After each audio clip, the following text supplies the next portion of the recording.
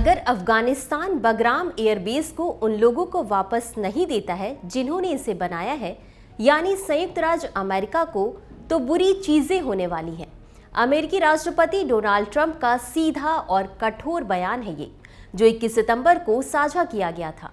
यह बयान अफगानिस्तान के सबसे बड़े हवाई अड्डे बगराम एयरबेस पर अमेरिकी नियंत्रण की उनकी लगातार मांगों को उजागर करता है और इस मांग के पीछे के भू राजनीतिक निहितार्थों की एक जटिल कहानी सामने लाता है।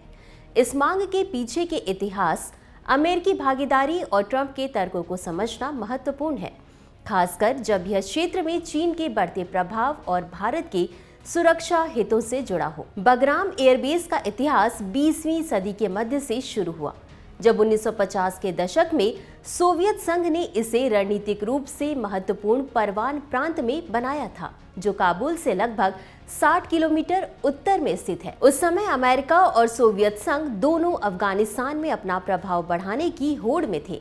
1979 से 89 के सोवियत अफगान युद्ध के दौरान बगराम मुजाहिदीन के खिलाफ सोवियत संघ का एक महत्वपूर्ण सैन्य अड्डा बन गया। सोवियत वापसी के बाद 1990 के दशक में यह परित्यक्त एयरबेस तालिबान और नॉर्दर्न अलायंस के बीच संघर्ष में एक प्रमुख मोर्चा बन गया था, जिसने इसकी निरंतर सामरिक प्रासंगिकता को प्रदर्शित किया।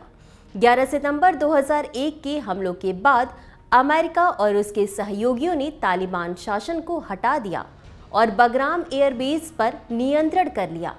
आतंकवाद के विरुद्ध युद्ध के दौरान बगराम अफगानिस्तान में अमेरिकी उपस्थिति का केंद्र बन गया, जिसका विस्तार 77 वर्ग किलोमीटर से अधिक तक किया गया, जिसमें एक नया रनवे, चिकित्सा सुविधाएं और अमेरिकी कर्मियों के लिए फास्ट फूड रेस्तरां शामिल थे।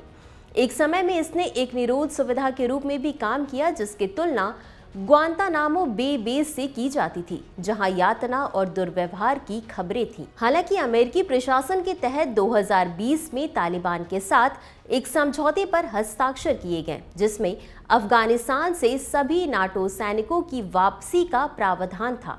अमेरिकी सेना ने 2 जुलाई 2021 को बगराम खाली कर दिया और 15 अगस्त को यह तालिबान के नियंत्रण में आ गया। तत्कालीन रक्षा सचिव लॉयड ऑस्टिन ने सितंबर 2021 में कहा था कि बगराम को बनाए रखने के लिए लगभग 5000 अमेरिकी सैनिकों को जोखिम में डालना पड़ता, जिससे अमेरिकी वापसी का रणनीतिक तर्क स्पष्ट होता है। डोनाल्ड ट्रंप ने बगराम एयरबेस को संयुक्त राज्य अमेरिका को वापस करने की मांग की है, क्योंकि यह क्षेत्र में चीन की बढ़ती गतिविधियों पर नजर रखने के लिए एक महत्वपूर्ण बिंदु प्रदान करता है। ट्रंप ने दावा किया है कि बगराम चीन के परमाणु हथियार बनाने की जगह से 1 घंटे की दूरी पर है। हालांकि यह स्पष्ट नहीं है कि वह किस चीनी परमाणु सुविधा का जिक्र कर रहे थे, क्योंकि सबसे करीब ज्ञात परीक्षण स्थल शिनजियांग में लोपनूर 2000 किलोमीटर दूर है।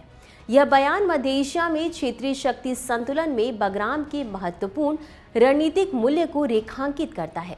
तालिबान ने ट्रंप के दावों का दृढ़ता से खंडन किया है कि चीन बगराम एयरबेस पर कब्जा कर रहा है, यह कहते हुए कि यह इस्लामिक अमीरात के नियंत्रण में है और चीन के साथ उनका कोई समझौता नहीं है। चीन ने भी ट्रंप की मांग का विरोध किया है, वंशगठन पर क्षेत्रीय अस्थिरता को बढ़ावा देने का आरोप लगाते हुए कहा है कि अफगानिस्तान का भविष्य उसके लोगों के हाथों में होना चाहिए।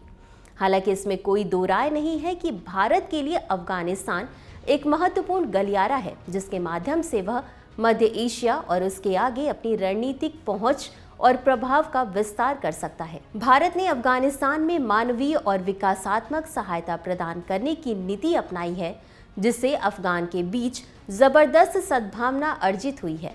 बगराम एयरबेस पर चीन के संभावित प्रभाव के बारे में चिंताएं भी भारत के लिए प्रासंगिक हैं, क्योंकि यह चीन भारत रणनीतिक प्रतिस्पर्धा को बढ़ा सकता है।